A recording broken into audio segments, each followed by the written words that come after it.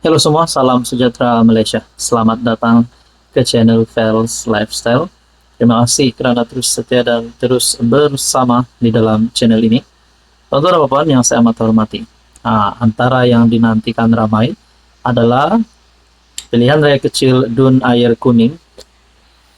Antara yang dinantikan oleh seluruh rakyat Malaysia, terutamanya pengundi di kawasan Dun Air Kuning. Ada yang kata calon daripada PN akan menang. Ada yang kata calon daripada kerajaan perpaduan yang akan menang. Sudah satu Malaysia dah tahu perlawanan ustaz lawan ustaz. Sudah pasti penyokong PN akan memilih calon mereka untuk menang. Begitu juga penyokong kerajaan perpaduan. Nah, saudara-saudara, ini satu atau ada beberapa komen yang saya terima melalui channel ini yang pasti mengejutkan kepimpinan pembangkang dan pasti memberikan kredit baharu untuk calon kerajaan perpaduan. Namun ini bukan rasmi, ini hanyalah komen daripada netizen. Ada satu komen yang berkata, baguslah calon PN tarik diri awal daripada malu kalah teruk. Oh, ini mungkin bukan penyokong Perikatan Nasional. Manakala komen yang seterusnya berkata, komen di sini, calon Barisan Nasional UMNO Pakatan Harapan tetap menang bergaya, jadi calon PN bagus tarik diri supaya kewibawaannya sebagai ustaz tidak terjejas. Tengok dan lihat. Nah, kepada anda yang menonton video ini, saya pun tak tahulah kamu ni sokong calon PN kah, sokong calon Pakatan Harapan BN UMNO kah, ataupun calon kerajaan perpaduan. Saya tidak tahu kamu dari mana, parti mana, penyokong siapa. Tapi menurut komen daripada viewers ataupun subscriber dalam channel ini, apa pula pandangan anda? Nah, pilihan yang kecil Dun Air Kuning antara menjadi tumpuan sudah pasti terutamanya kepada pembangkang yang kini mahu menunjukkan mereka masih lagi relevan untuk bertanding pada pilihan raya umum ke-16 nanti. Nah, kalaulah PRK Dun Air Kuning, kemenangan akan berpihak kepada calon kerajaan perpaduan ataupun calon BN UMNO, nah, sudah pasti itu satu berita buruk untuk Muhyiddin Yassin sebagai pengurus CPN dan juga sebagai yang mengetuai Perikatan Nasional. Nah, menurut komen ini saja, mungkin kemenangan awal ataupun kemenangan baharu bagi kerajaan perpaduan. Nah, kita nantikan sajalah PRK Dun Air Kuning. Anda rasa siapa yang menang dan siapa yang terpelanting? Coba komen di bawah. Hai, hello, salam sejahtera Malaysia. Selamat datang ke channel Fels Lifestyle. Terima kasih kerana terus setia dan terus bersama di dalam channel ini. Tuan-tuan dan puan, untuk pengetahuan anda, baru-baru ini Menteri Besar Terengganu Ahmad Samsuri ataupun Dr. Sam ada buat pengakuan. Beliau berkata telefon bimbit beliau ataupun pergerakan beliau dipantau. Saya pun tak pasti dipantau oleh siapa, oleh kerajaan kah, tapi ada dinyatakan berkaitan dengan TCO. Dan biasanya kalau dipantau, kalaupun diakses talian telepon, itu biasanya adalah kepada penjenayah yang terlibat dengan sindiket, terlibat dengan jenayah dan juga gangster. Tapi akhirnya ini satu pengakuan yang paling dipercayai, bukan dibuat oleh netizen, bukan pengakuan daripada orang kampung, bukan pengakuan daripada netizen. Ini pengakuan ataupun satu pendedahan sendiri daripada Ketua Polis Negara Tan Sri Razarudin Hussain. Samsuri bukan penjenayah, tiada dalam senarai. Kalaulah benar MB Terengganu ini penjenayah, terlibat dengan skandal, terlibat dengan sindiket, terlibat dengan kumpulan gangster, sudah pasti beliau tidak layak untuk memegang jawatan MB. Tapi ini adalah pengakuan paling benar. MB Terengganu Ahmad Samsuri Mokhtar tidak pernah diletakkan dalam senarai pekeliling khas ataupun SPK, kata Ketua Polis Negara. Razarudin berkata, ini kerana Samsuri bukanlah seorang penjenayah, manakala dakwaan yang dia diletakkan di bawah status individu dianggap berisiko walaupun tanpa sebarang kesalahan, dibuktikan secara sah adalah tidak benar sama sekali. Malah katanya lagi, istilah TCO yang digunakan Ahmad Samsuri bagi menggambarkan dia dipantau ketat oleh pihak berkuasa juga tidak tepat.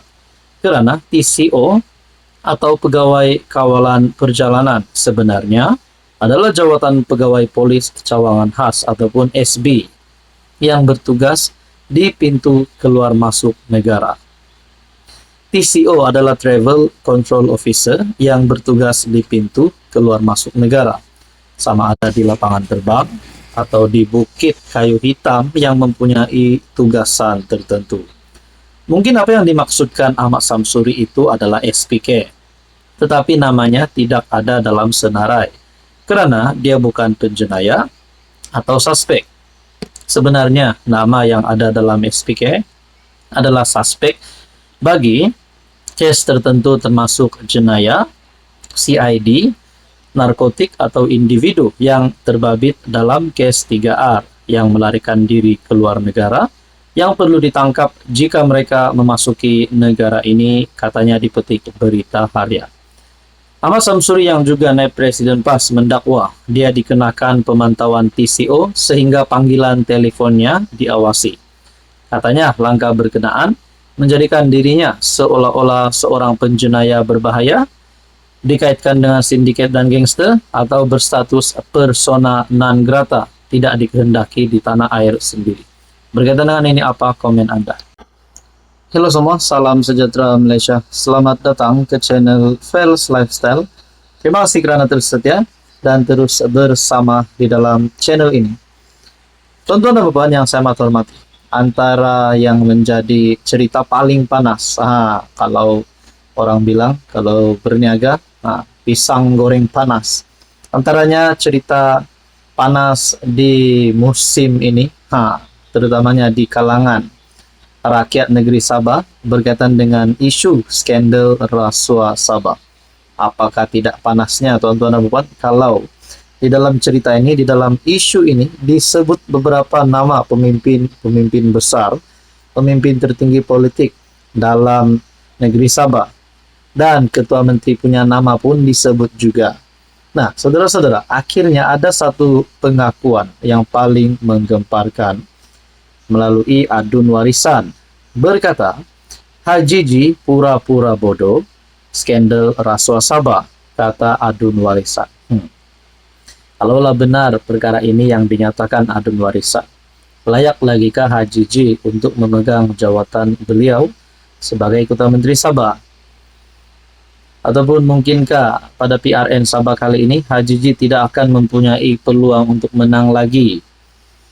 Adun Elopura Kelvin Chong mengecam Ketua Menteri Sabah Haji Jinor kerana gagal mengambil tindakan terhadap 9 adun daripada GRS yang terpalit dalam skandal rasuah lesen mineral. Saya tertanya-tanyalah, kalau 9 adun ini benar-benar terlibat dalam isu ini dan didapati bersalah, adakah mereka akan terus dipecat? Adakah jawatan mereka ataupun gelaran mereka sebagai wakil rakyat itu, sebagai adun, akan ditarik balik? Nah, Chong berkata SPRM kini sedang menunggu keputusan analisis forensik ke atas 10 video yang direkam pemberi maklumat yang mengakui menawarkan suapan untuk mendapatkan kelulusan bagi permohonan lesennya. Rakyat Sabah percaya dalam masa terdekat SPRM akan mengumumkan hasil siasatan serta tindakan susulan terhadap mereka yang terlibat. Haji Ji selaku Ketua Menteri kelihatan agak cacat dalam menangani krisis rasuah ini. Dia langsung tidak mengambil sebarang tindakan terhadap 9 adun yang terlibat dengan mengakui menerima rasuah sebanyak beratus ribu ringgit, kata Chong dalam kenyataan. Haji Ji turut dikaitkan dalam skandal itu. Menurut Chong, sudah 6 bulan berlalu sejak pendedahan skandal itu. Namun Haji Ji tidak membangkitkan usaha untuk menambah baik tata kelola maupun menegakkan tadbir urus dalam pengurusan lesen penerokaan mineral Sabah. Haji Ji hanya berpura-pura bodoh untuk coba elak menjawab sebarang persoalan berhubung skandal rasuah yang berlaku. Adakah kualitinya sesuai untuk menyandang jawatan sebagai Ketua Menteri? Tindakannya terbukti telah gagal menjalankan amanah sebagai Ketua Menteri. Rakyat Sabah amat kecewa terhadap kegagalannya, kata Chong. Agaknya PRN tahun ini adakah warisan akan sekali lagi menjadi kerajaan negeri. Sudah pasti calon Ketua Menterinya adalah Presiden warisan sendiri, Syafiee Apdal. Ataupun mungkin Bung Mokhtar daripada UMNO Sabah. Saudara-saudara, apa komen Anda?